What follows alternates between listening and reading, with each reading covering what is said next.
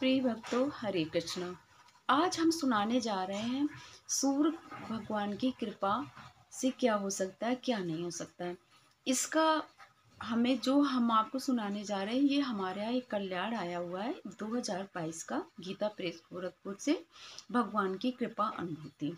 इसमें स्वामी श्री जगत गुरु शंकराचार्य श्री कृष्ण बोधाश्रम जी महाराज, जो इस समय ब्रह्मलीन हो चुके हैं, इस समय है नहीं वो, उन्होंने एक अपना अनुभव जो कि उनके साथ गुजरा था, उन्होंने उसको भेजा है लिख के, जिसको प्रकाशन गीता प्रेस गोरखपुर से किया गया है। वही हम आपको बताने जा रहे हैं कि सूर्य कृपा से, यानी सूर्य भगवान की उपासना से क्या नहीं मिल सकता है। इसका हम पहले बता रहे हैं, भगवान सूर्य की उपासना से रोग शोक से छुटकारा। ये जब जगत गुरु शंकराचार्य जी मेरठ में एक दंडीवाड़ा आश्रम में वहाँ ठहरे हुए थे, तो एक ब्रज का ब्राह्मण आया जो बहुत ही दुखी था। ब्राह्मण क्या, वो लड़का था, और वो आकर के स्वामी जी के चरणों में गिर गया और बोला, स्वामी जी महाराज, मैं बहुत दुखी हूँ, मैं शरीर से बहुत रोगी रहता हूँ, मेरे घर में आय का कोई साधन नहीं है, और हम बहुत ही निर्धनता से जीवन व्यतीत कर रहे हैं, और मैं इंग्लिश से MA भी पास हूँ। उसके पास ये योग्यता थी, लेकिन क्या कहते हैं, तो स्वामी जी को दया आई और उन्होंने कहा कि बेटा घबराओ मत, हम तुम्हें एक सूर्य उपासना यानी भगवान सूर्य की पूजा पाठ का विधान बताएंगे, जिससे तुम्हारे सारे रोग शोक दूर हो जाएंगे, तुम उसका पालन करना। वो मान गया।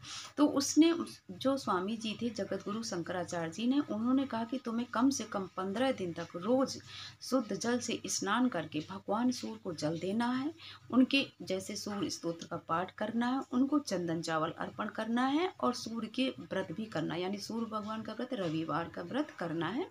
ऐसा तुम करोगे तो तुम्हारे, मतलब उन्होंने तो समय भी निश्चित कर दिया कि 15 दिन के अंदर ही तुम्हें सभी कष्टों से, यानी कि तुम्हें मुक्ति मिलेगी।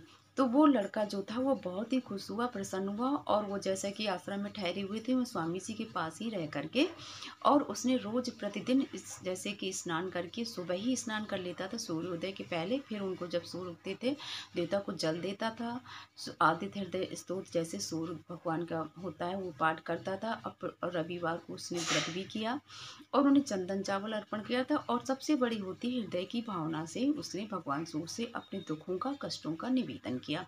और वो जो लड़का था, जैसे कि उसने कहा मैं अंग्रेजी से MA पास हूँ, तो वो बहुत ही जैसे चाय पीता था, चोटी भी नहीं रखता था। तो सबसे पहले स्वामी जी ने उसकी चोटी रखवाई और उसको चाय वगैरह का निषेध किया, और सात्विक दृष्टि, उसको सात्विक भोजन के लिए सलाह दी, और कहा कि भगवान सूर्य की तुम उपासना करो। अब ये देखिए कि उसने बड़ी लगन से और श्रद्धा भक्ति से भगवान सूर्य की उपासना करके मंत्र का जप और स्तोत्र का पाठ करना शुरू कर दिया। इसके विधिपूर्वक सूर्य उपासना का प्रत्यक्ष प्रत्यक्ष फल मिला कि 15 दिन के अंदर ही उसके घर से एक तार आया कि बेटा तुम घर आ जाओ, तुम्हारी नौकरी की सूचना आई है, अमुक जगह नौकरी लग गई है, और तुम आकर के अपना ज्वाइन कर लो।